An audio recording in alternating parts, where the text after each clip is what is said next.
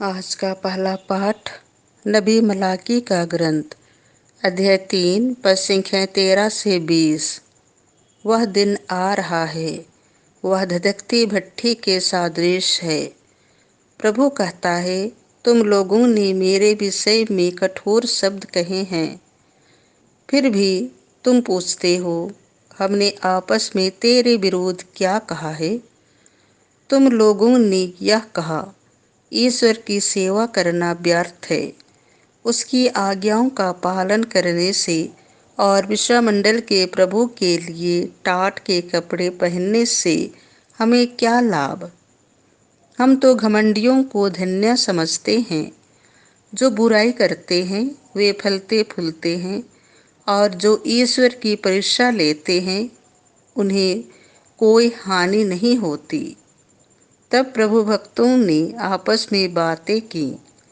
प्रभु ने ध्यान देकर उनकी बातचीत सुनी और उसके सामने प्रभु भक्तों और उसके नाम पर श्रद्धा रखने वालों के विषय में एक स्मारिका लिखी गई। विश्वमंडल का प्रभु कहता है, जो दिन मैंने निश्चित किया उस दिन वे मेरे अपने होंगे, और जिस तरह कोई अपनी सेवा करने वाले पुत्र पर दया करता है, उसी तरह मैं भी उन पर दया करूँगा। तब तुम लोग धर्मी और बेधर्मी ईश्वर की सेवा करने और उसकी सेवा नहीं करने वाले दोनों का भेद पहचानने लगोगे, क्योंकि वह दिन आ रहा है, वह धधकती भट्ठी के सदृश है। सभी अभिमानी तथा कुकर्मी खोटियों के सदृश होंगे। विश्वमंडल का प्रभु यह कहता है, वह दिन उन्हें भस्म कर देगा। उनका ना तो डंठल रह जाएगा और न जड़ ही। किंतु तुम पर जो मुझ पर श्रद्धा रखते हो, धर्म के सूर्य का उदय होगा और उसकी किरणें तुम्हें स्वास्थ्य प्रदान करेंगी। यह प्रभु की वाणी है। संत लूकास के अनुसार पवित्र सुसमाचार, अध्याय 11, पद संख्याएं 5 से 13। मांगो और तुम्हें दिया जाएगा।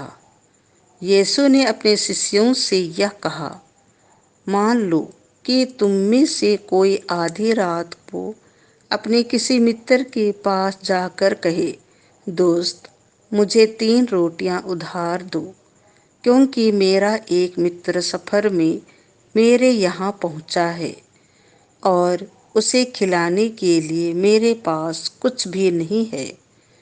और वह भीतर से उत्तर दे, मुझे तंग ना करो, अब तो द्वार बंद हो चुका है, मेरे बाल बच्चे और मैं हम सब बिस्तर पर हैं, मैं उठकर तुमको नहीं दे सकता।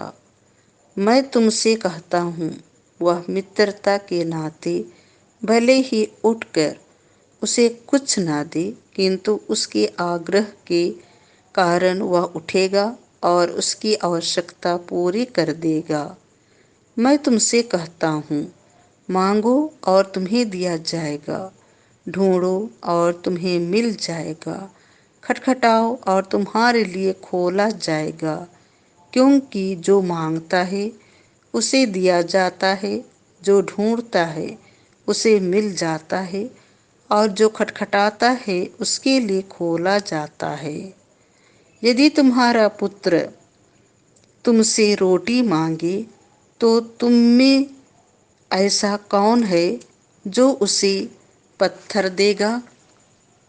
अथवा मछली मांगे तो मछली के बदले उसे सांप देगा? अथवा अंडा मांगे तो उसे बिच्छू देगा?